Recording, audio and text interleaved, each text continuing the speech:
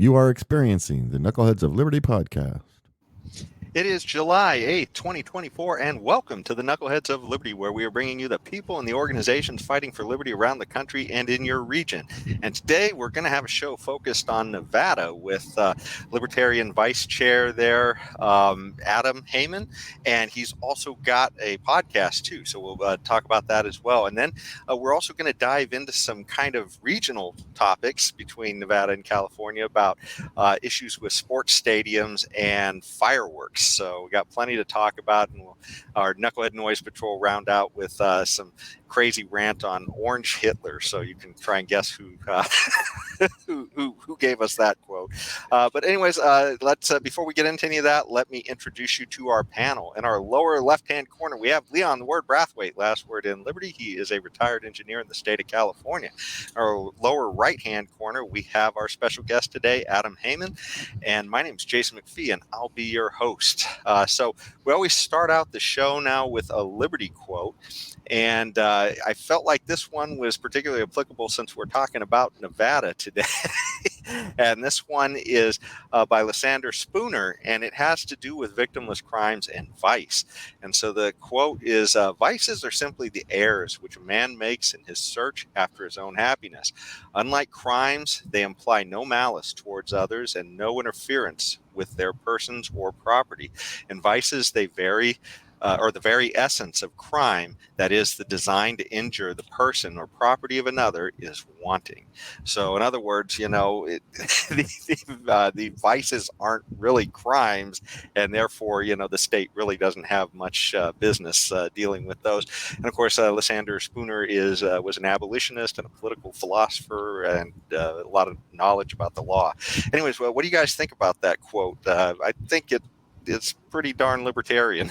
Yes, it is. Good old Lysander Spooner, nemesis of the Constitution and the U.S. Post Office both. I think it's a great quote. It's one of my favorites. There's a lot of him by him that I like. And, you know, in 2024, the left seems like the most insane of the two main parties. But let us not forget that the right and their Puritan moralizing gave us a whole lot of evil, unjust libertarian laws in an effort to cure man's nature of his vices by the power of the law. And they just can't seem to get their heads around the fact that when you compound, admittedly, let's say vices are a societal in, you know, drug use, slothfulness, I don't know, sex work, whatever. Even if you were to admit that these things are bad for society, you only make the problem worse by adding the evil of prohibition. That gets you disrespect for the law, the corruption of the police, black markets. It's all bad. And all the way back then, Mr. Spooner, he knew. Yep. So let me play a little devil's advocate here. So is there any rule for the government to define morality within our society and culture? No, but I also think that, again, in 2024, we've grown accustomed to the idea, because we have had government schooling for so long, that the only hierarchy that matters is the government one. But if the government would just get out of the way, we'd have all sorts of moral dictates coming from other centers of hierarchy, private ones, voluntary ones, and they'd have all sorts of things to say about man's nature and virtue, the right way to behave, the wrong way to behave. Oh, and you'd have contracts too. We are just lazy and stupid in thinking that the government is the only tool by which we can cure societal ills. It's a mistake. The conservatives, by and large, don't get that, although I think they're sort of coming around. I mean, once the DOJ and the FBI gets weaponized against you, maybe you think things like the Patriot Act aren't such a great idea, and maybe we shouldn't just trust all DAs. Look what they did to Kyle Rittenhouse, right? I mean, they just came out and lied, and all of a sudden a bunch of right-wingers like, oh, oh no, the courts and the DAs, they lie too. Well, that's a good point too that you brought out as far as when the left weaponizes things, because think about what's happening in abortion clinics, where if somebody is literally just speaking out against abortion, now suddenly they're finding that is sort of a moral crime from the state to speak out against it, right? So, I mean, you really got to be careful what the state defines as a moral crime here. I mean, they think people. That is absolutely true. That is absolutely true. There's a woman, I believe she's an 85-year-old woman or something like that. She's serving a prison term because she said some things and distributed some things at an abortion clinic. I don't know exactly where it was, but that is ongoing right now. Yeah, I think I heard about that case. Sometimes those cases get a little tricky because the protesters will do things like block the entrance, get on other people's property and try and, the motions are high and nobody really respects private property in this day and age, which private property properly respected and the freedom of association would solve so many of these problems. And we just don't let that societal tool work. Instead, we all petition daddy government and none of us is happy with what they do. Yeah.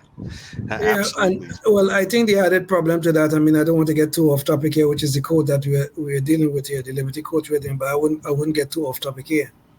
But I think the added problem to that is the selective persecution or prosecution of certain sectors of society. And we're seeing a lot of that going on right now. And I think that's a very unfortunate turn that our society have taken. So this whole weaponization of government is a dangerous turn that we have taken in our society. Yeah. And that's the problem with letting the government decide what are the vices that need to be regulated here, because everybody's going to have a different idea about what some of those moral good or bads are. Take a selfie tour of the Capitol, get the book thrown at you, burn down a federal courthouse in Portland.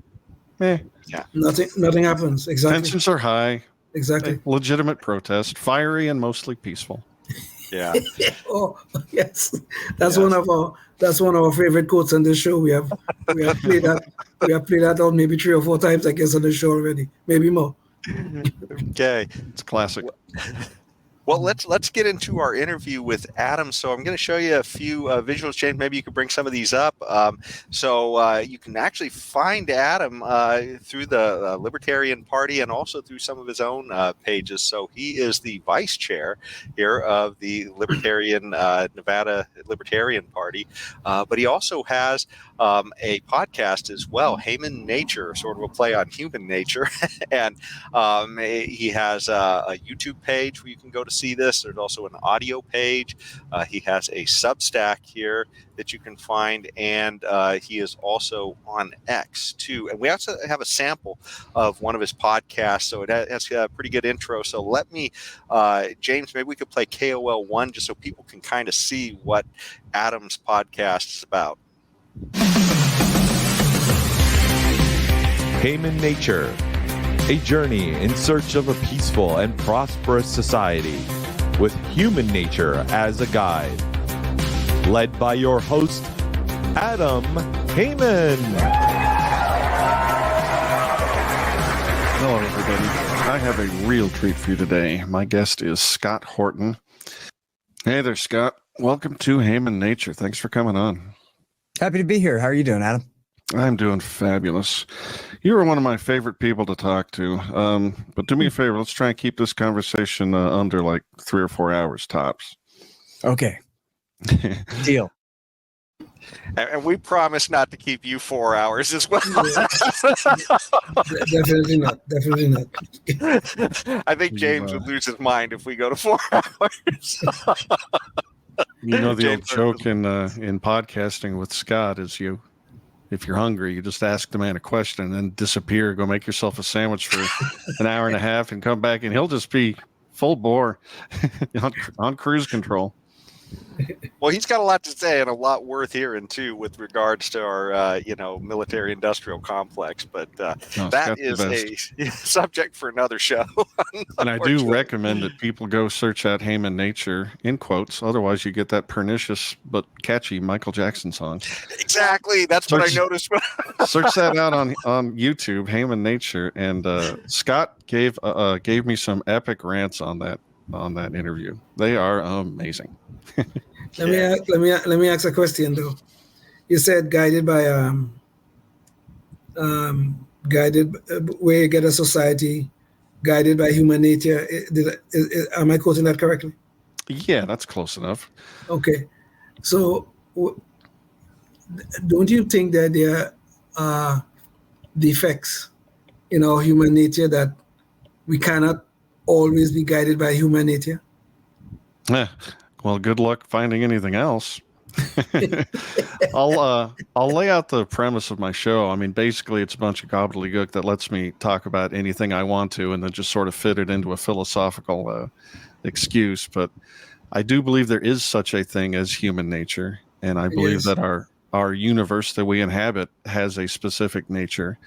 And I think it's worthwhile to try to examine these things and try to discover the proper way for us to exist in this world, which means I talk about history, epistemology, economics, philosophy, evolution, anything that gives me some sort of insight into how we ought to organize ourselves, culture, norms, all these sorts of things. And then tell a bunch of jokes and promote the Libertarian Party and stuff like that. Well, what I was really getting at is the reason why we have a whole body of laws, some of which obviously that should never be on the books, but they are there. The reason why we have a whole body of laws is to inhibit some of our human nature, some of it. Like, for instance, somebody may get me mad and I may say, oh, Jesus, Lord, sure. I could kill that SOB. Sure. And, no, I get your point, but I think that's the wrong frame.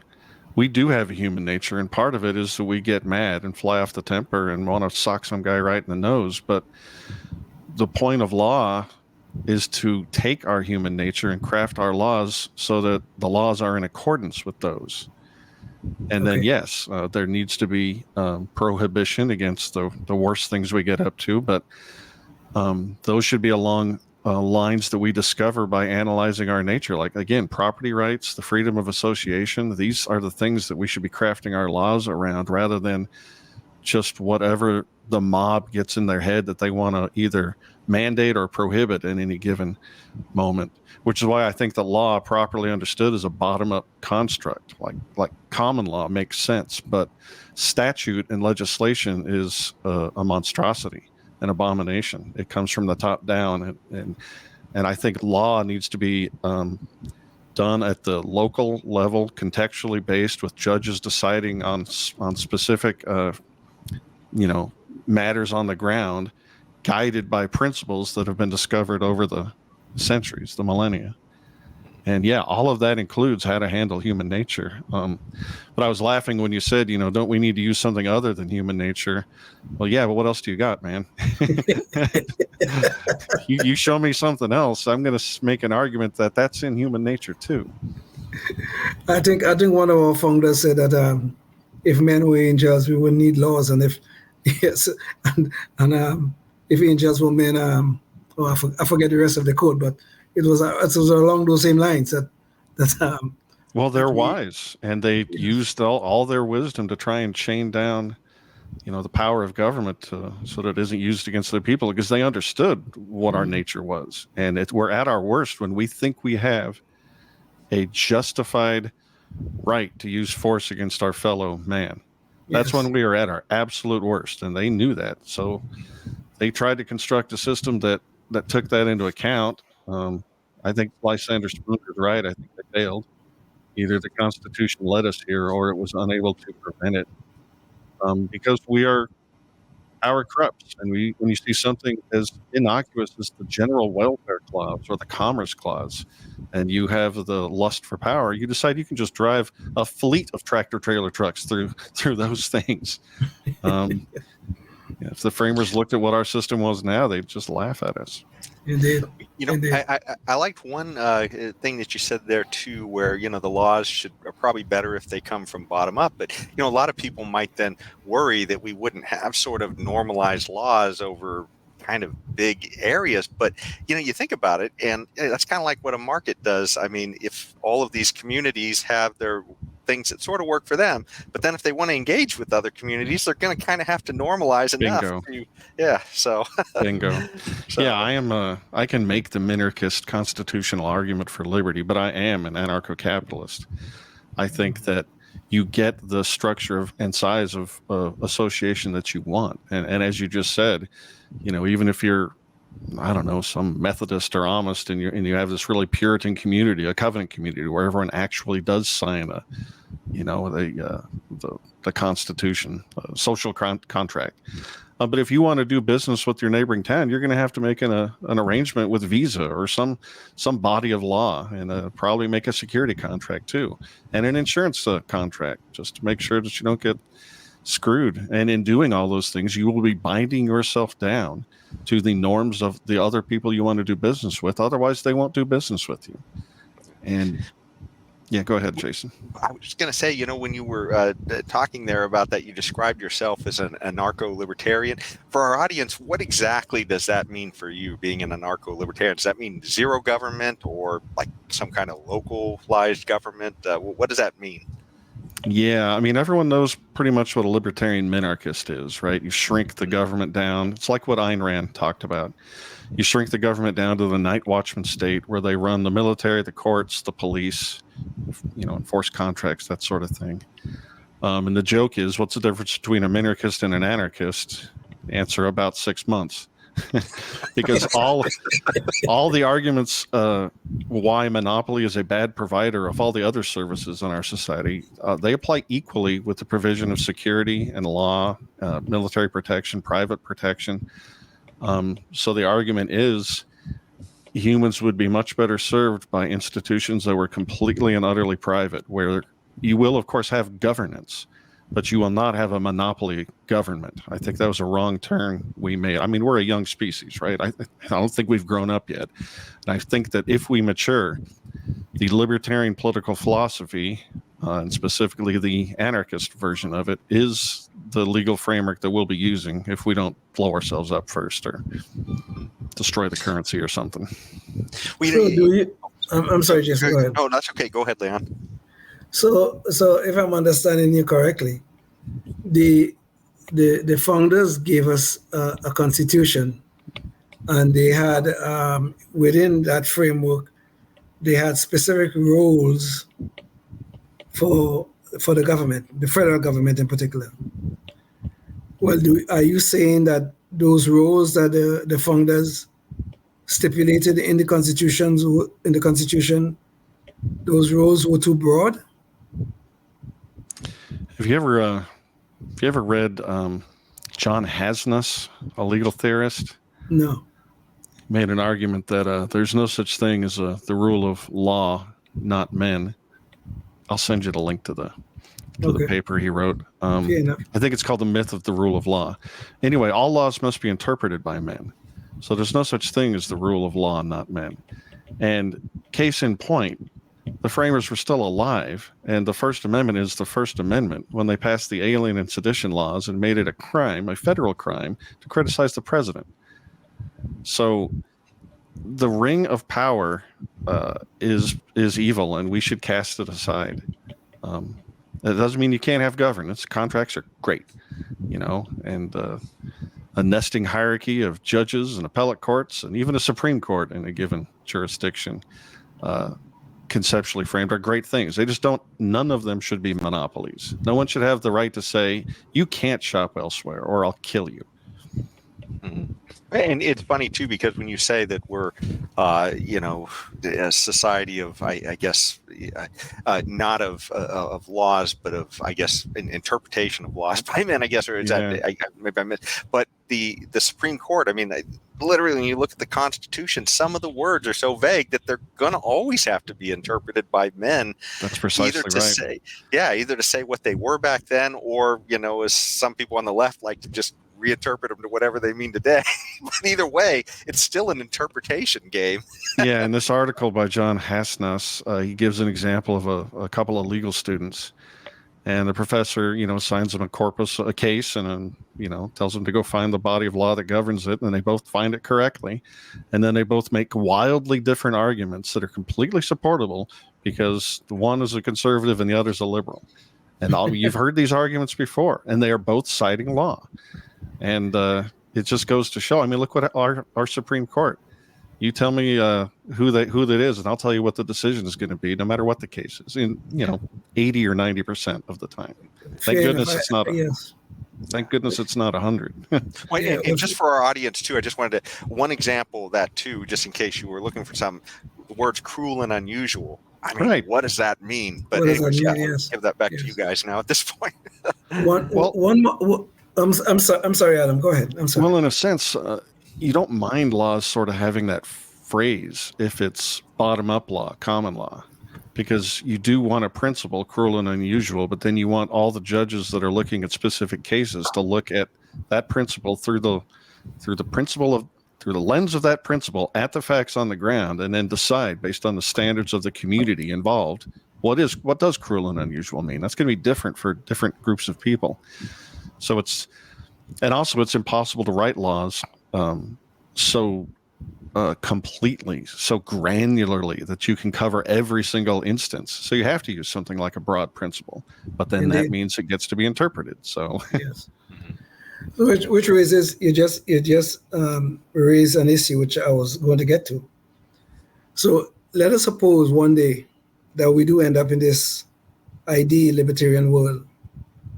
Who is going to be the arbiter in our contract disputes? Oh, me, fellas, right here. No, there would be a market for such things. You'd shop around. People would get a reputation for being sensible in certain types of disputes in certain areas of law. And you would if you were entering into a long-term contract with somebody, you decide ahead of time what the arrangements are going to be should you come upon a dispute.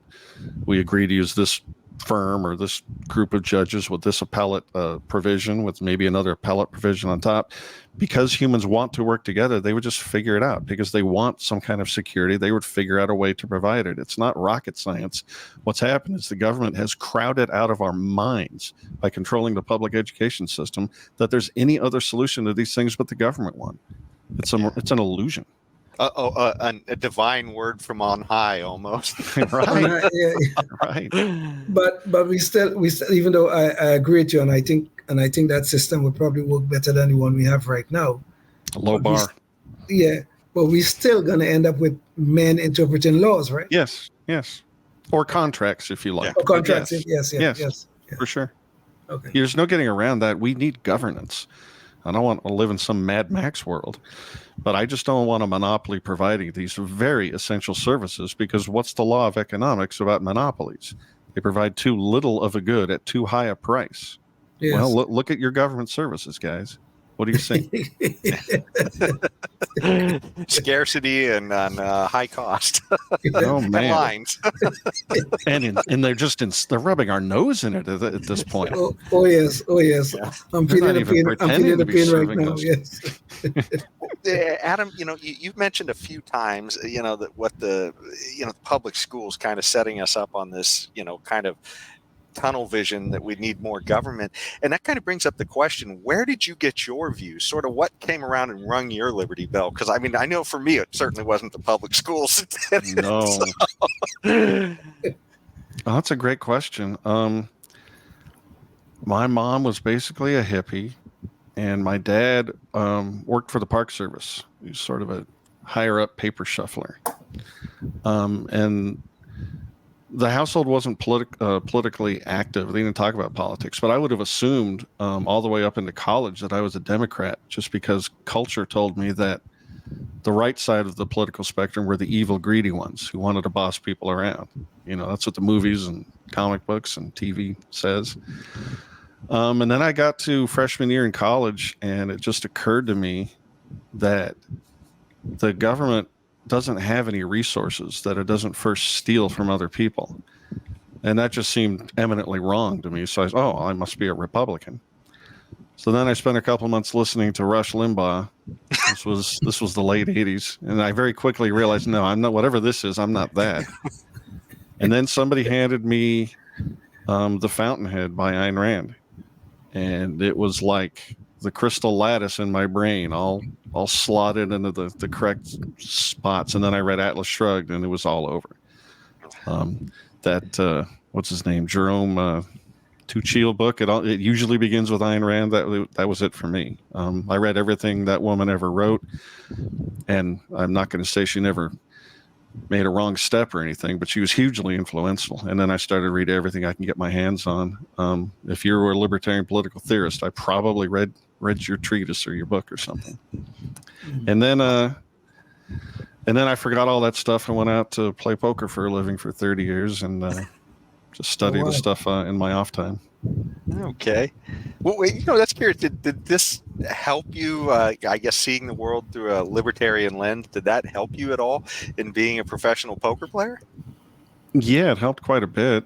And, the business degree helped too. But yeah, I think, as I said earlier, I do believe it is the correct political philosophy for our species. And it might not give you the every insight you need to understand people at the table, but it sure doesn't get in your way. You're not going to have any illusions, Yeah, I just think it's right. Okay. I was curious. I'm sorry, Jason, go ahead. No, go ahead. So did I get you right when you say that you believe that we are all, shall we say, born libertarians? Oh, I wouldn't say that.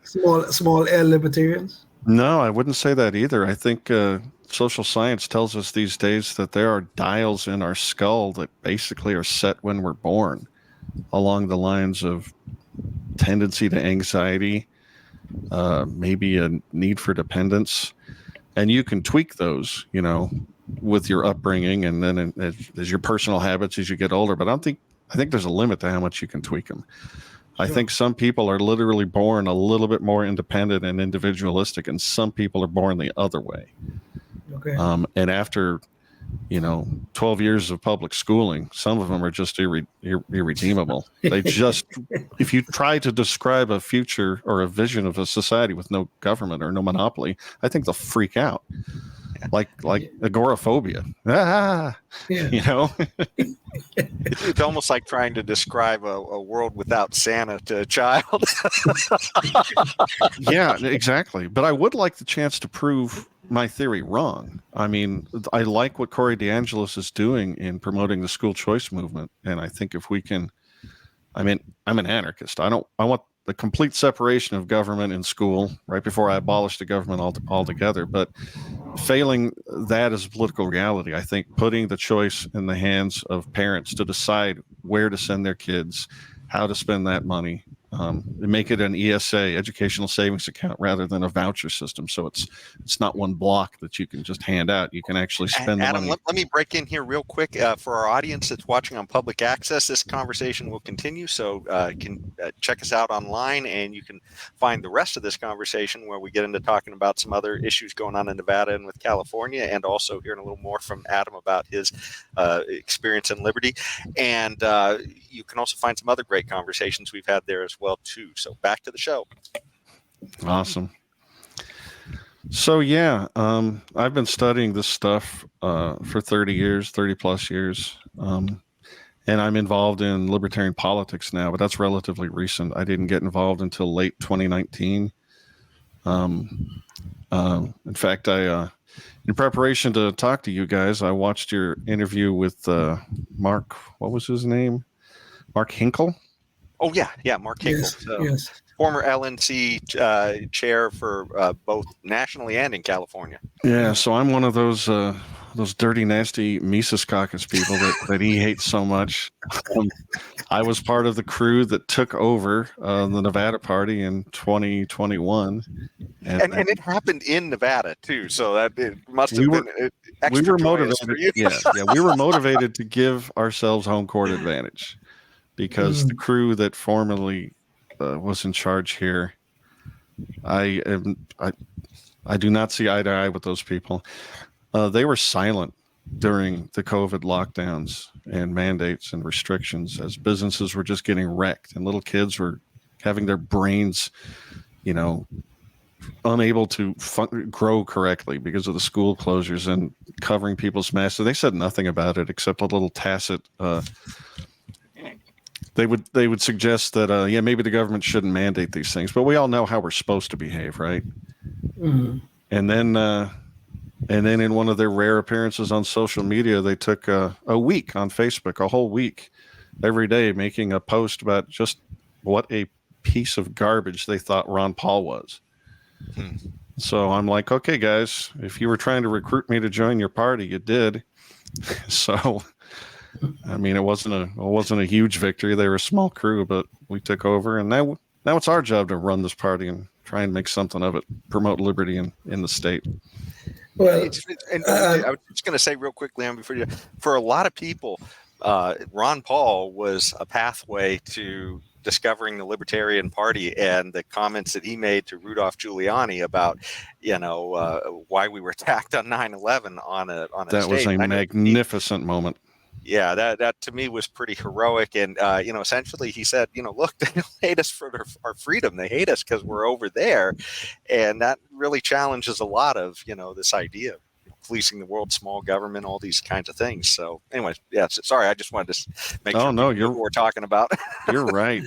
I mean, I mentioned Ayn Rand, and at this point, I don't know the answer as to who made more libertarians with their work, whether it was her or whether it was Dr. Ron Paul, because the small L liberty movement that he galvanized in his 2008 and 2012 runs it's a tidal wave. I mean, most of my associates here were heavily influenced by what he said. You start out a little bit anti-war, and then you start saying all these crazy things about gold and the economy, and we got to end the Fed. And you start reading some books, and oh my goodness, you're a libertarian before too long. I mean, the guy's just great.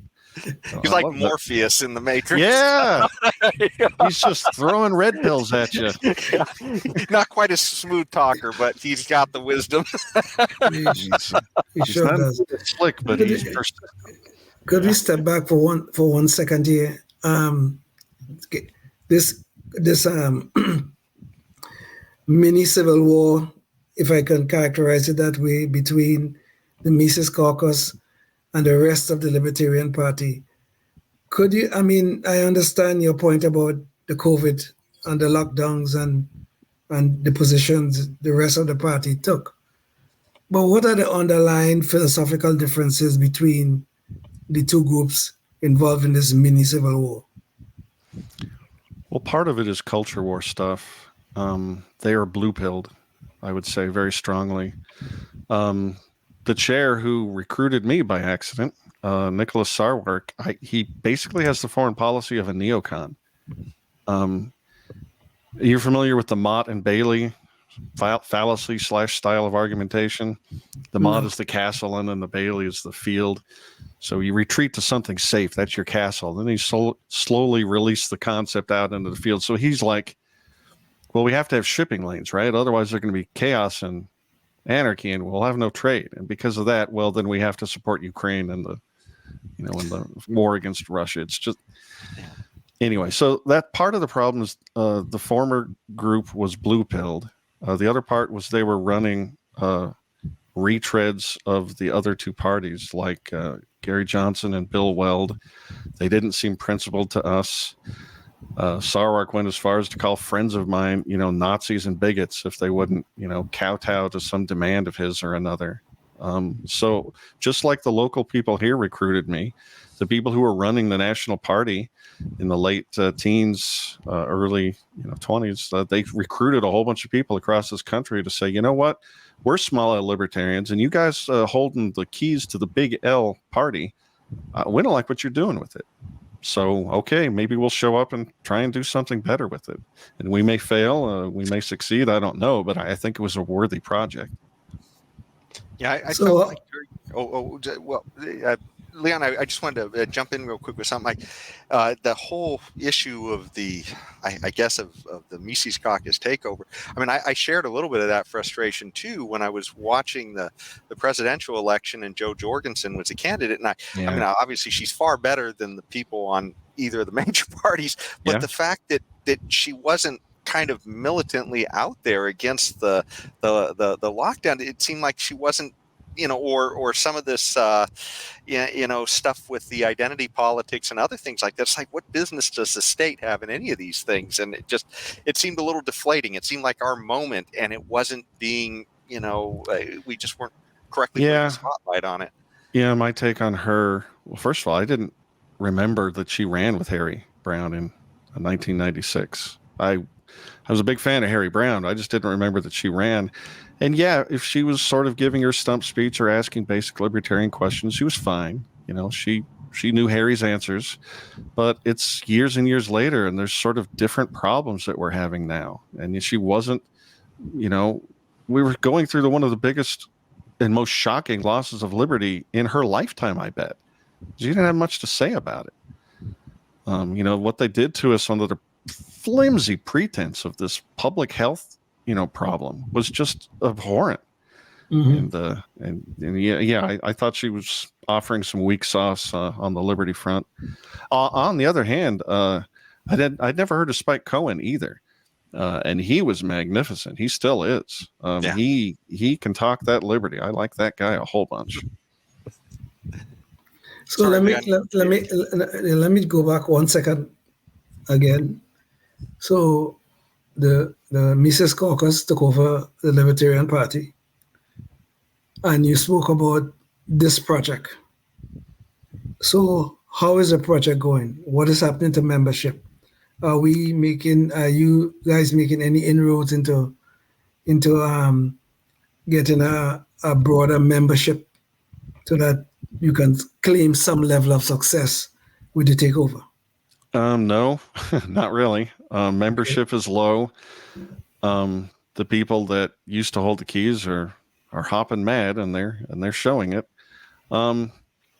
We've had some successes. Like, I think what we did at the convention to get Vivek Ramaswamy, RFK Jr., and Donald Trump himself to come and sort of try and seek our approval. I think that's an amazing step. Just the press that we got, the attention that our ideas got.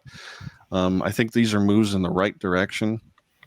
I like to think if we keep moving forward and promoting the right vision, membership will come back. Maybe it won't. I mean, we lost a lot of wind out of our sails because a lot of the people that joined the party when I did were really hoping that Dave Smith was going to be running for the presidential nomination, and he decided not to. And a lot of people were just really deflated by that. Because as magnificent as Spike Cohen is, I think Dave's even a half a notch better. So when that happened, we ended up with a crop of contenders that just was a bit of a step down from what we were hoping for. And politics is an emotional game, and going to D.C. is expensive and annoying. It's the heart of Mordor. Who wants to go to the Capitol? So we arrived, undernumbered, outgunned. And so we lost the nomination. Our guy didn't make it. Neither one of our guys made it onto the ticket.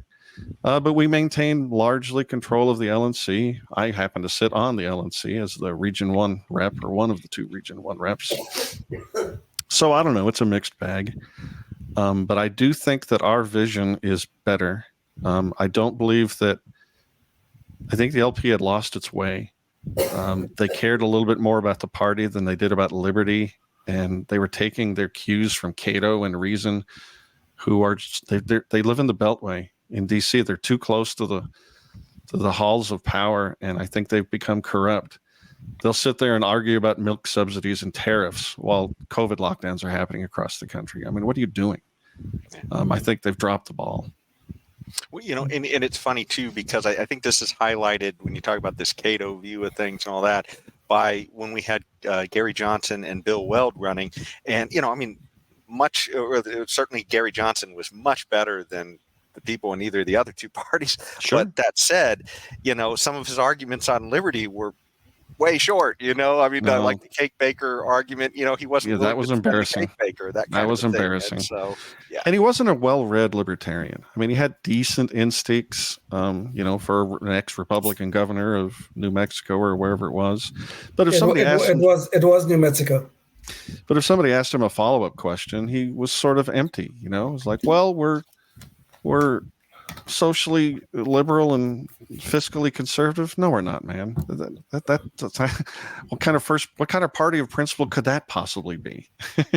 If somebody asks you follow-up questions, you talk about private property and freedom of association. You talk about the evils of government, but he was okay. Well, I did want to ask you a few questions just real quick before we jump to some of the other news topics. But James, maybe you could bring up our invisible hand. James, could you bring up the Cato Freedom Map? We were just talking about Cato too, and they do some things right. This is actually a great thing I like that they put out there, and this is a comparison of the 50 states so that people can kind of gauge what liberty is like. So you can kind of make your choice and maybe vote with your feet in some of these places. But and there's a huge contrast. We're going to be talking a lot the rest of the show between Nevada and California. Nevada is 4 on their liberty ranks. So out of the 50, they rank 4th highest. California on the other end is 48th lowest. so right near the bottom. California. No, go ahead. Sorry, go ahead. The California one doesn't surprise me, but when I saw that ranking, I think Cato might have poached that the underlying data. But when I saw the makeup of the freest states data, they used like 4 or 5 different metrics, and Nevada wasn't super high on any one of them, but it wasn't low on any one of them. So when you aggregated them together, they ended up being pretty free, and they're not totally wrong. Nevada suffers from the left-wing insanity that's infected. I mean, I used to think the Democrats were just sort of wrong philosophically, but 15 years ago or so, they just went insane. And then Trump came down that golden escalator and they went whatever's past insane. I think you're going to show a clip from Joy Reid later. They went to that. Yes. Yeah, that'll be our Knucklehead Noise Patrol at the end. But, it does sort of beg the question, what kind of an impact do you guys as libertarians have on politics in Nevada, given the fact that, on so many things, like, at least in terms of what Spooner would say is that, hey, these vices shouldn't really be illegal. And they're maybe a little bit illegal in Nevada, depending upon if you're doing them in the right places or not, but still much freer than in the rest of the country. So, what kind of, do you guys really have a strong following in the LP in Nevada, or is it, do you guys have a good influence maybe on the Republican Party or Democrats? We are a small party. Most of the libertarian-leaning people are not in Las Vegas. They're further north in the smaller counties, smaller towns. Most of them probably vote Republican, not libertarian most of the time. But we are trying to definitely have an influence on them. And the laws are basically good. The gun laws are decent. Prostitution it's criminalized in Clark County, but no one's really sending out the riot squad or anything like that. But most of the evils come from the big things, like Governor Sisolak got replaced by Lombardo, thank goodness. But nothing changed legislatively to diminish the power of the executive that he wielded so disastrously during COVID. Nothing in the NRS has changed. And the Democrats are 1 seat away from having a supermajority in our state legislature. And that's a problem. Lombardo, who is in no way libertarian, at least he did veto most of the worst of those. And if we lose 1 more seat, it's a real big problem. So we can't even talk to the Democrats. They're so powerful and we're so small, but we can have conversations with the Republicans to try and influence the type of people that they run. To give you a national frame of reference, you run more Thomas Massey's and you won't see much of a problem from us. But if you run, Lindsey Graham's or whatever, then I don't care if you lose. I don't care which road you drive me to hell on. You mean you don't think the hundreds of billions we've sent to Ukraine is the best money we've ever spent, as Lindsey Graham would tell you? Good Lord. And then no matter who's in charge, you get these sports team boondoggles. Hey, Northern California, would you quit sending us your retreads? I don't want them here. They take all our tax money and they clog up my cities and highways, my roads and highways. Yeah. Well, we are going to get into that sports thing. And by the way, so you guys have taken a football team. You guys have taken a baseball. Well, you're in the process of stealing a baseball. Want to hear a funny story? Yeah, sure. You know who's suing against the public use of funds for the A's baseball stadium? I saw there was some lawyer in Sacramento that in one article, but is there somebody else? I mean, there seems to be a ton of hands in the pockets when these things Well, happen. it would be a taxpayers group, right? We don't want taxpayer funds used for this boondock. No, it's the teachers unions. Oh, yeah. Oh, They want all that money given to them for doing such a magnificent, indispensable job. Oh, Lord. So Of shutting down the schools and teaching remotely. Of course, they did better there than they did in California. In California, they did great for. I've seen what they do teach. I'd rather they taught nothing. Yeah, it's true. It's true. I totally agree. Totally agree. Adam, if you had given me 10 guesses, I would have never get to the teachers union. Never. I should mention that it doesn't have to be a parasitical, embezzlement scheme. The Golden Knights came to town and did it right. I believe, unless I'm missing something. They're housed in T-Mobile, which is totally private.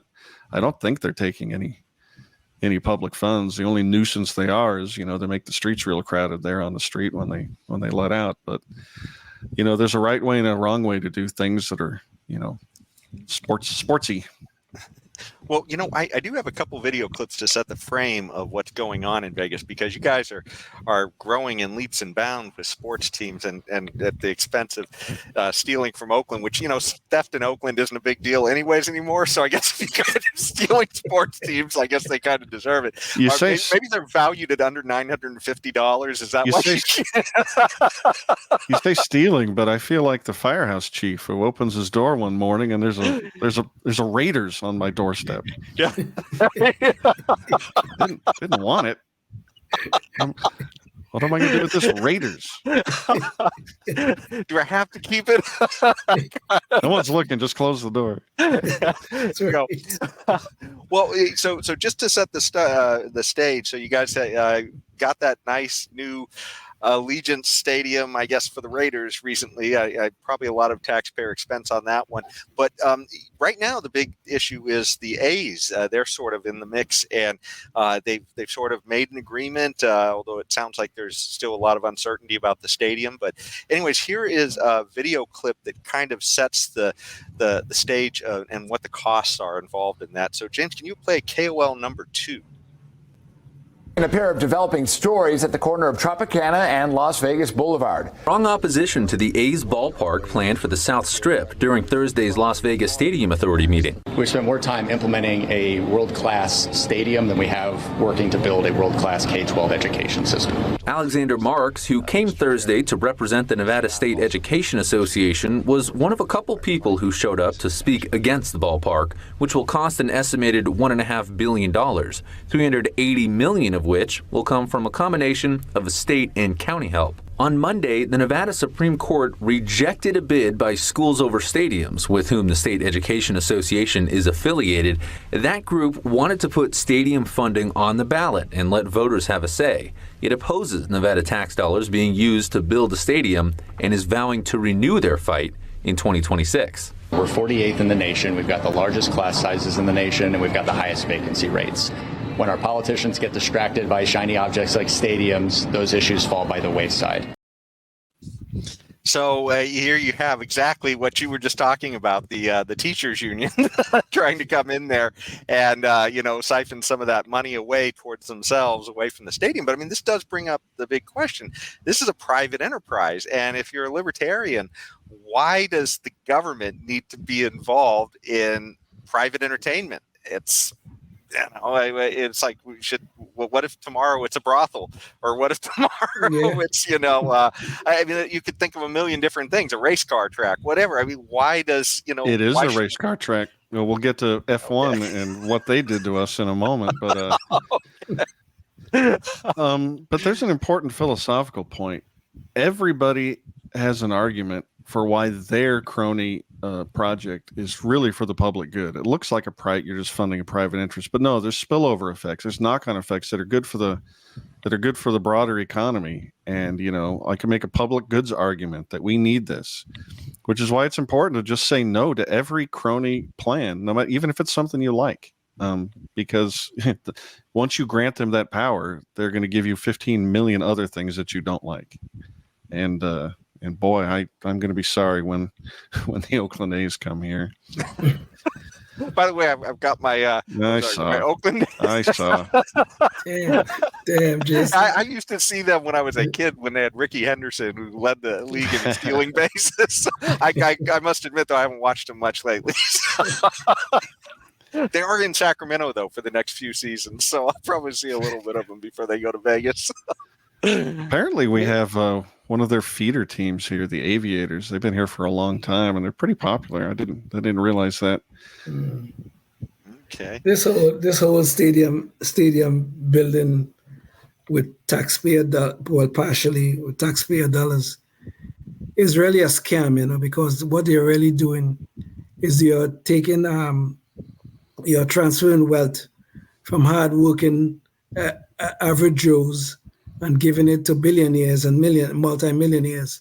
That's what is happening. It's just a wealth transfer, and they're selling us this bill of goods. They're going to create all these jobs. They're going to create jobs, yes, but at what cost? Mm-hmm. At what cost? This is the thing that nobody ever talk about. So this is a scam. It's a scam. They're taking public funds and enriching people who are already quite rich. Yeah. No, I agree completely. It's exactly the crony stuff that you read about. People used to talk about the robber barons and whatnot. And when it comes to the Raiders, people like to say that's not really taxpayer funds. They're just using an additional tax on hotel rooms or some nonsense like that, as if that's costless, as if that doesn't have ripple effects throughout the economy. And first of all, we stay here too, the locals. But yeah, what effects does that have on how many people don't come, and instead do this? And then they just had this, they turned Las Vegas into a video race car game by putting F1 throughout on the strip and through the streets around the strip. And they ripped up the streets around this town for months for whatever it was, a one weekend event. In fact, some of the local businesses on Koval, just a quarter mile away from the strip, which is one of the streets that they just turned off. They turned the street off. They're suing Formula One for lost revenue and how can you do this to us? And I don't even blame Formula One, really. I mean, they're the crooks, but they're not the ones holding the gun. It's my own government that's robbing us to do this horrible thing. And to add insult to injury, I don't know if you've ever been to Las Vegas, but they're along the strip. There's all these walkways, so you don't have to try and cross. I've been there several times. Yes. Well, if you were there while the race was going on, you could look down and see a mighty fine race car show, right? Mm-hmm. Well, no, they walled that all off. They walled all that off, and they walled off the view from the hotels. Also, you had to pay Formula One a special fee in order to get the scaffolding to come down. It was a mess. Oh, and it also was a financial nightmare. They had to reduce their prices by 75% because everyone was angry. Nobody wanted to come.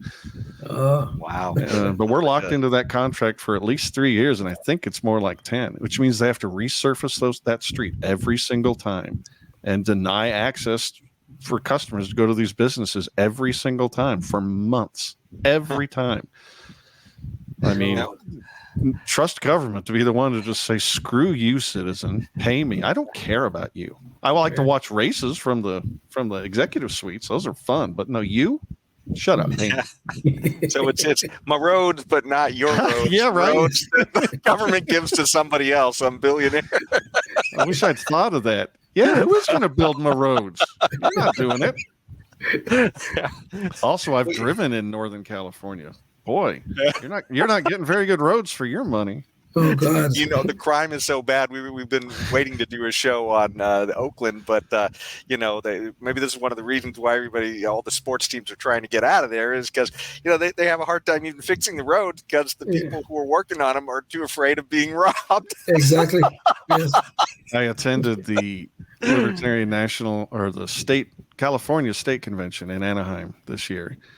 And on my way back, I composed my Substack for the next morning just about the crappy government roads in California. That's a mess. Yeah.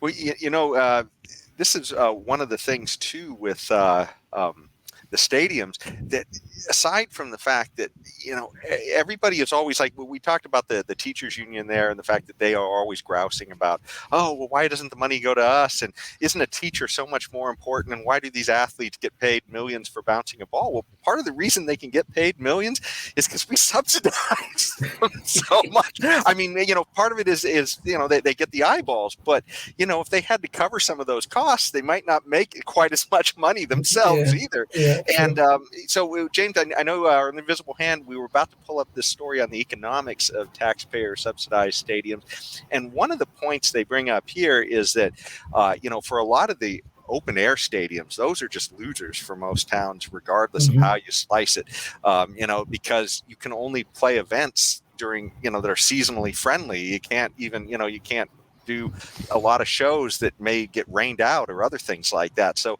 you know, these are some of the problems. But one of the problems, especially with Vegas too, is you guys have so many venues already that even if you have a closed door venue that can do shows through, you know, 360 days a year, you still have the problem that you're also competing with a lot of venues that you already have there. So it's not like you're bringing in new business necessarily. You may just be shifting the business from one place to another within the town. I think they said something about the, you know, a lot of the jobs too are just low wage seasonal jobs too, for, you know, they talk about this thing. But anyways, so it's not always the rosy picture that the government almost always tries to tell you it is when they're trying to bring a sports stadium to town. So. Also, they don't ever remind you of your Bastiat or your Henley Hazlitt. I mean, yeah, you can point to a few jobs created by them stealing billions from you and throwing it somewhere. Of course, I would hope there'd be some sort of a job created. But what could have been created with that money if you hadn't have stolen it? Exactly. What if you would let the market decide how to allocate these resources? We cannot measure all the jobs that don't exist, but could have existed. Exactly. And you cannot direct resources efficiently from a humanitarian perspective by having a monopolist or a crony do it. It's the free association and the price mechanism that causes resources to go where they're most valued. And how do you know? Not because a committee made a decision, because that's what people voluntarily did with their consuming decisions. And when you break that mechanism, we all lose. Well, one of the things I wanted to say too is, you know, as bad as all of this is, all this crony capitalism and all these, cities getting in bed with sports teams, it doesn't have to be that way. And there's another story happening in Vegas at the same time about the NBA and how they've already stolen a baseball team and a football team. So why stop there? Hopefully they don't take the Warriors or the Kings. I don't know. You guys can have the Lakers. If we have to take one, we'll take the Warriors. Okay. But James, maybe you could bring up this visual. So there's actually 2 stadium contracts that are getting underway, and they haven't even gotten a commitment from an NBA team yet to come there. But they're already talking about 2 different projects. But one of them is kind of interesting. I don't know about the latest one that they're talking about on the sort of the northern part of the strip. But in the southern part below the strip, there's actually a guy who wants to do this without taxpayer funds. And we actually have a video clip of that too, and that's KOL3. James, maybe you could play that one.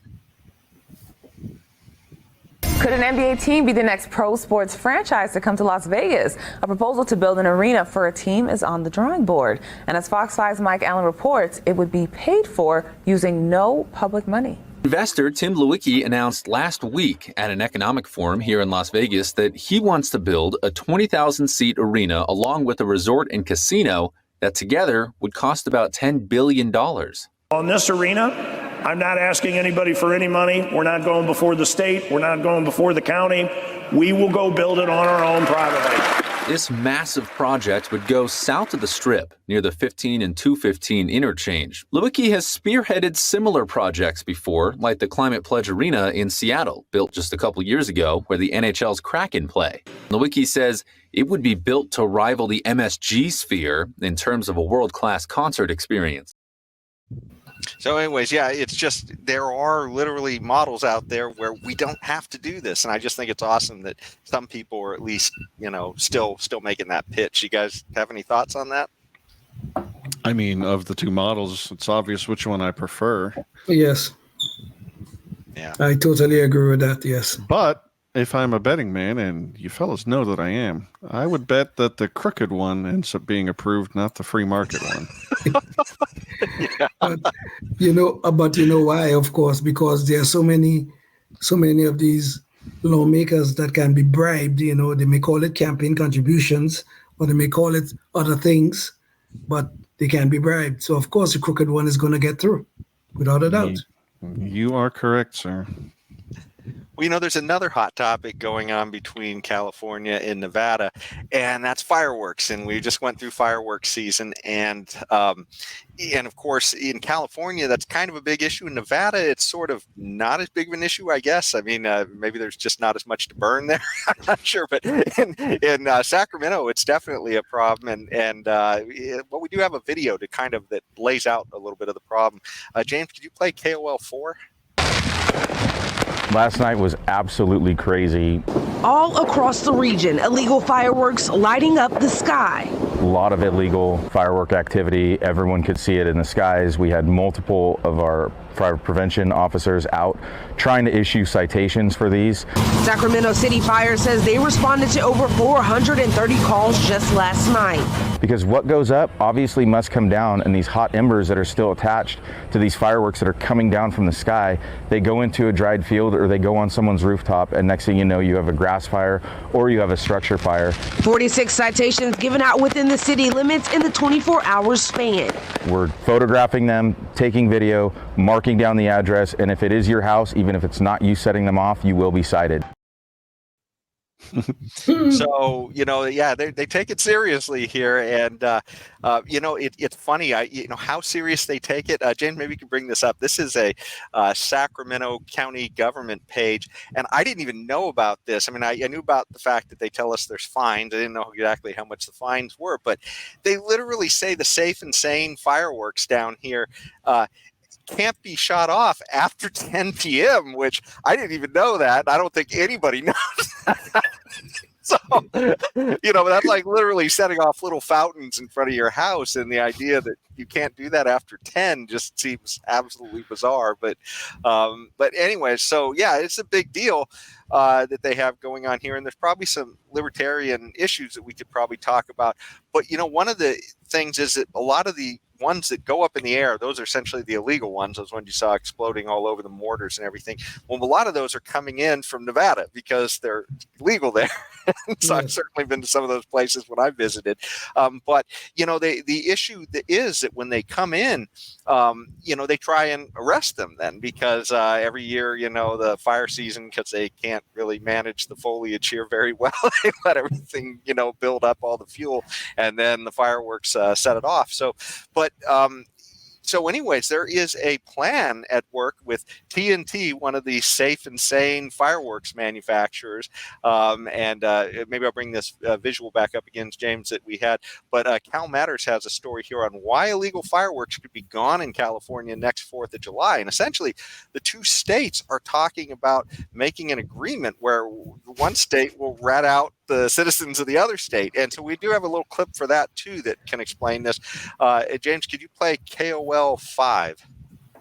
Authorities say the number of illegal fireworks being used in California continues to climb. It has grown exponentially each year. California bans the sale of any fireworks that explode or launch into the air. But those types of fireworks are not banned in Nevada, and there are multiple retail stores that offer them for sale. The California residents who are going to those stores and buying the product are bringing it back into California. Dennis Ravel with Safe and Sane firework manufacturer TNT says there's very little effort by federal and state officials to stop the influx of illegal products. When they've been brought back into California, they've been used recklessly, irresponsibly. Each year, hundreds of tons of illegal fireworks are confiscated, including 8,000 pounds found in a South Sacramento home last week. Regrettably, it's just a small fraction of what's out there. He supports the two states signing an interstate pact to collaborate on enforcement. Stores in Nevada are already required to scan a customer's driver's license, and this agreement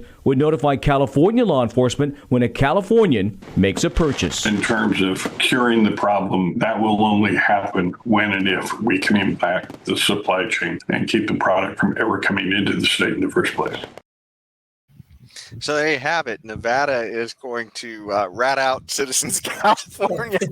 Back there. Well, look, fellas, it's a good idea that the man just promoted, but I don't think it goes far enough.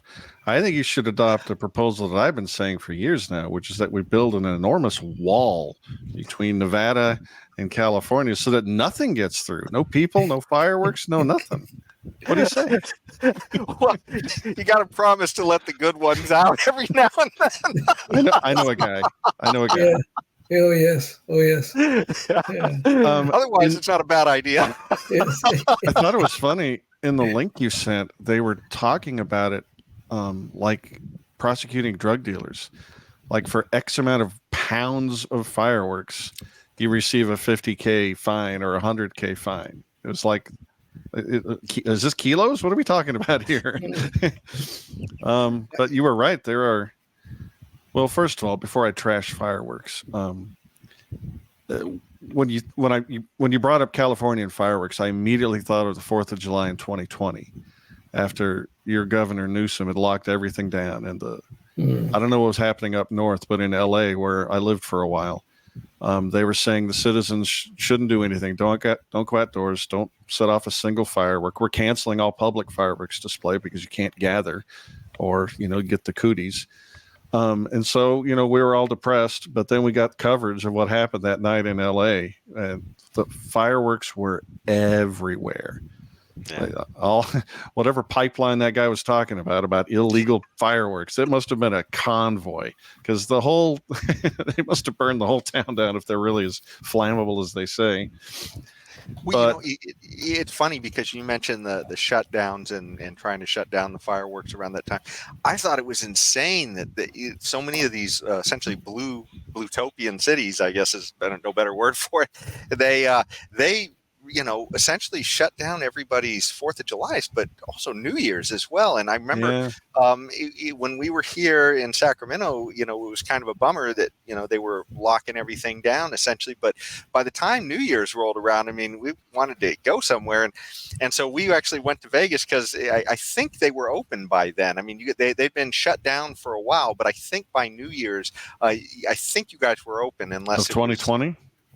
It was either 2020 or 2021. I can't remember, but I can't remember. Maybe there. I know it was a ghost town there earlier in the year, and we were planning to go to Freedom Fest that one year, and that was I can't remember if that was the 2020 or 2021, but we wound up going to when they had to move it. So it was 2021. It got canceled, and 2020. Yeah, 2021 it moved to South Dakota, and that was our first year going to Freedom Fest, which actually is going to be this week in Vegas as well. So I'll be there.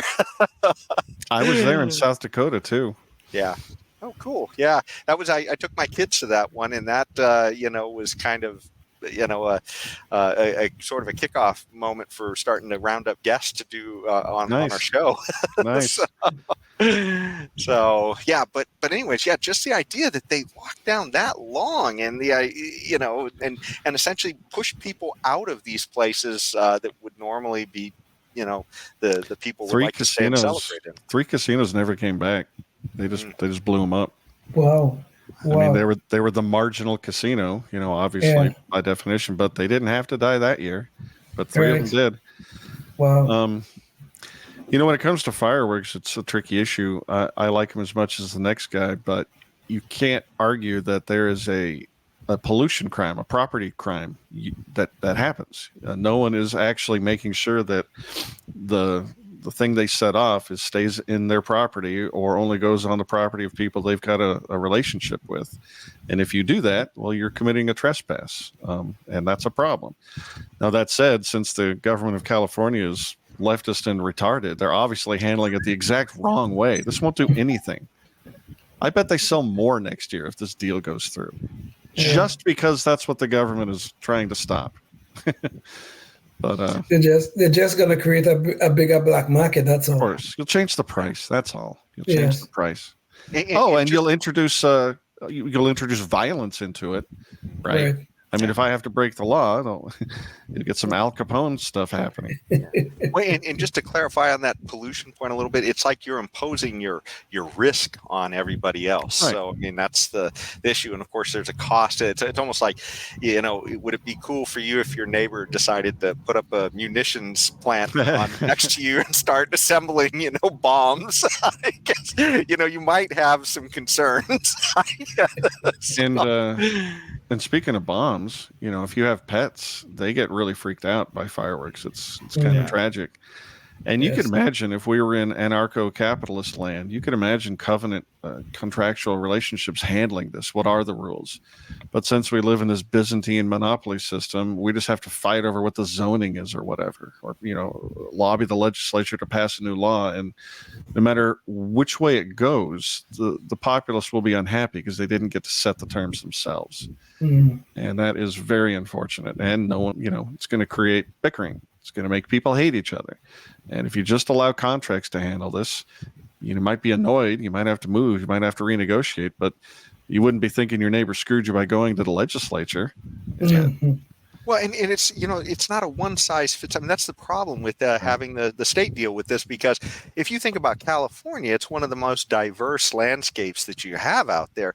So, yes, there are probably some areas where, there's much higher risk with fireworks. And there's probably some areas like in the desert where, if you set off a firework, it's not going to cause many problems for most people. So, it seems like you have a significant variation where, these should probably be, like you're saying, different, local rules for different issues. So, Oh, absolutely. I mean, you can imagine, let's say the government just didn't exist. I snap my fingers and I get my will. Somebody would own all the land that is, susceptible to being burned. And I can well see them imposing a rule. You don't get to come on here with anything flammable like that because it's my property and I set the rules. And then we might grumble and turn around and go away, but we wouldn't feel like we'd been abused. Yeah, you do get to set the rules on your property, and you're obviously being perfectly reasonable. Don't go around lighting fires in a fire trap and then burn down 12,000 acres of forest. But, your government especially is terrible at managing the lands that they demand that they own and you do not. And they're awful at it. Yeah. I mean, every year your crappy forest fires block, I can't breathe in my driveway because the whole state of California is on fire. Well, you said terrible. You said terrible. Thank you for the compliment. I mean, it's not like it's all the time, but like when you have a bad fire, we notice here in Vegas. We notice, of course, or maybe not you guys. Maybe the ones north of Malibu or all that stuff. But yeah, we have fires in Northern California. Go ahead, Tristan. I'm sorry. Well, it's just terrible, though, because like you said, the government says that its hands are the correct hands to hold these things, and then they don't manage it well, and then they blame something else. They won't even take the blame to say that, oh yeah, it's our management. We got to change the way we're dealing with it. Instead, it's the climate. It's something else, and certainly a higher temperature might make a tiny bit of a difference. But if you are leaving tons of fuel all over the ground, that's clearly a problem. Yes. Whatever the climate does, you have a responsibility to manage your property. Exactly.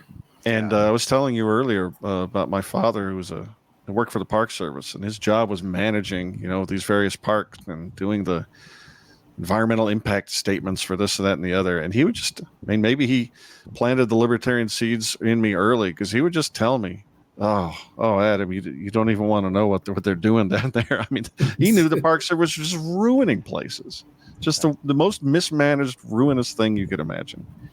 And to think if we privatized more, maybe the risk of fireworks might not be quite as high too. So in which case, maybe we could enjoy more fireworks here in California. At least the incentives would be in the right place. Who takes care of their property more? You know, a private owner or just some bureaucrat? I know which one I'll pick. Indeed.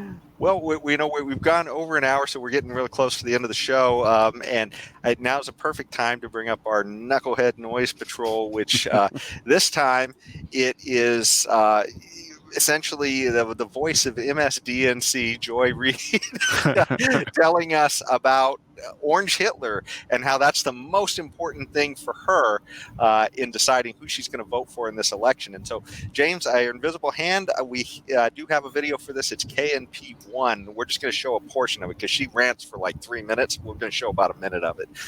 Y'all just tell me who the nominee is going to be. Let me know when you guys are finished fighting amongst yourselves who I got to vote for in November to keep Hitler out the White House. That's all I want to know. Who I got to vote for to keep Hitler out the White House. Y'all do your thing. Play in traffic all you want in front of these Republicans, acting a fool in front of these people instead of privately declaring your stuff. But don't text me no more because I'm not taking no more of these texts. Just let me know when you guys are finished figuring it out, Democrats, because I know y'all the freak out people. Go ahead and freak out. Have your conversation, and then let me know who I got to vote for to keep Hitler out the White House. That's it. I'm done. Oh, and by the way, if it's Biden in a coma, I'm going to vote for Biden in a coma. I don't even really particularly like the guy. A lot of his policies, don't like him. He's not Donald Trump, right? Yeah. Hitler, White House. We keeping him out. So she went on later to say too that, hey, DNC, you guys did this to yourself as well. You guys literally could have, actually had an open primary, and maybe we wouldn't have Joe Biden in there. But this is who's there. But yeah, I mean, it's like TDS on stilts. What do you guys think? I mean, it would be funny if it wasn't so tragic. I know people that are close to me that rely on the New York Times and MSNBC as their gateway to the news of the world. And they are not happy people. The left, especially, these freak shows, they've literally hypnotized themselves into thinking that the Cheeto-hued reincarnation of Adolf Hitler literally walks among us. And they envision an apocalypse if he somehow gets to sit in the Oval Office again. And they're not. But you already did sit there. That's the crazy thing. Hysterias cannot be falsified. I mean, you saw that woman's eyes. She is insane. She has driven herself insane by her own worldview. I mean, we look back in history and we laugh at these mass hysteria, right? These panics that we hear about. How does that happen? Well, I'll tell you how it happens. Human beings are programmable. Most of us really don't have original opinions. We sort of, our parents, our teachers, our news sources, they sort of tell us what our opinion's going to be. We sift a little bit, hopefully. Some of us are a little more discerning than others. But for people who consume that fire hose of insanity, they have been programmed to believe that they're all going to be rounded up and killed because Hitler's back. Yeah. It's insane. It's insane. It's horrifying. I mean, we all laugh because ha ha ha, look at stupid Joy Reid and her wild, crazy eyes. But this is how people get rounded up literally and thrown in boxcars. I mean, you think they wouldn't rig another election if it wasn't to keep Adolf Hitler from the White House? I would. If I believed Hitler was coming back to the White House, I'd cheat. What won't they do? I mean, they're probably going to kill him or try. This orange man derangement syndrome is getting to everybody. Yeah. The unfortunate thing is that Joy Reid is not unique. No. In her disease. It's funny when you say that to try and kill Trump. It wouldn't surprise me if the Democrat cult tried to off Biden just to ensure that they don't lose this thing. Yeah. My own conspiracy laden theory says that the real power players don't feel like they need to, because the people that rule us are aligned with the DNC, but they're not the DNC. Yeah. So I believe that the people who really do rule over us would be happy if it was a Biden-Harris ticket on one side and a Haley, DeSantis ticket on the other side, because that's, Nikki Haley's who they tried to pretend was the popular one in the primaries, but nobody liked her. So yeah, I don't think they care about that side. It's only the DNC that cares and the Biden camp that cares. But the regime? Yeah. You know, it's funny though. I mean, I imagine if something were to happen to Biden, everybody would suddenly, you know, honor him like a martyr and then happily go on to the next candidate. They hated Trump so much, the left, that they were lionizing George W. Bush. Yeah. Can't we just get back to a sensible Republican Party that gave us true endless wars? Yeah. Yeah, I mean, literally, they were saying this guy was a hero to the realm. The guy who they hated for good reason for lying us into war in Iraq and Afghanistan. Abu Ghraib. The torture program, for crying out loud, ushering in the Patriot Act, TSA. I mean, come on, guys. Yeah. They're probably happy about that Patriot Act because I think their fingerprints are all over it nowadays. They didn't like it at the time, but then they realized, oh, we get to point this gun too? Yeah. Okay. Thank you, Republicans. Republicans are just the worst. You know the thing I hate the most about Republicans? It's because when they're out of power, they pretend to be me. As soon as they get in power, we know who they really are. Yeah. You know, that's the most disappointing thing is that they have two guys in their party, maybe one or two more that are a little covert, but they have Rand Paul and Thomas Massie. And either one of these would be massive improvements over everybody else in the party, over everybody else in Washington. And yet they don't solidify behind these guys. And Rand Paul even ran for president and they didn't line up behind him. And his dad almost got people to line up behind him. You can't make any crooked money with Thomas Massie or Rand Paul running the show. I mean, you saw how they treated Ron Paul. I mean, he was a gift from heaven if there ever was one. You saw what they did to him. These people they're corrupt. They want to feather their nests and steal from us. They rigged it like it was Bernie. Yeah, they really did. They really did. So, well, I think we're just about at the end of the show. I'll bring back up your pages real quick. Did you have any last thoughts you wanted to share with us? So here's your libertarian contact information here, adam.haman@lpnevada.org. And you can find his show on YouTube and over here at naturalorderpodcast.com. Well, yeah, I'm the one true libertarian. That means I have to have two podcasts. That Natural Order podcast is just audio only, and then Haman Nature is on YouTube. Put quotes around Haman Nature unless you really want to hear that Michael Jackson song. And also check out my writing. I write 4 or 5 days a week at hamannature.substack.com, or you can just go to hamannature.com. That redirects. And if you're interested in what I'm doing, I've got lots of interesting things to talk about. Reach out and say hello. You guys have been a hoot, but there's one thing that's been bothering me this whole time, and it took until now for me to realize what it is. You two are just a couple of knuckleheads. Yes, we are. Hey, yes, we didn't give you false advertising. Yeah, that's right. Yes, we are. Yes, we are. It was really nice having you on the show. Well, thank you so much for having me, fellas. I really appreciate it. Thank you so very much. It was very nice having you on. Thank you very much. Awesome, Adam. And by the way, if you're watching this, you can check out the show. It'll be in our archives. You can go to knuckleheadsofliberty.com or find us on YouTube or Spotify, Facebook, and what's that? Rumble. And by the way, we've got a lot of other shows there where we've talked with a lot of other people who are trying to move the ball for liberty as well.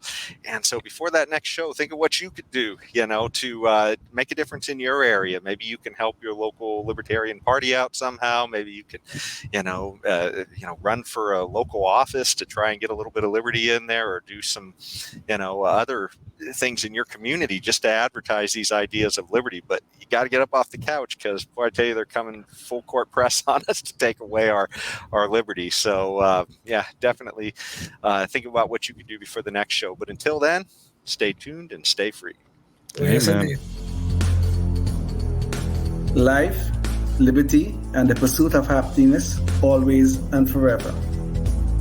Thank you for listening to the Knuckleheads of Liberty podcast. Find us on Facebook, Rumble, YouTube, your favorite podcast network, and at knuckleheadsofliberty.com.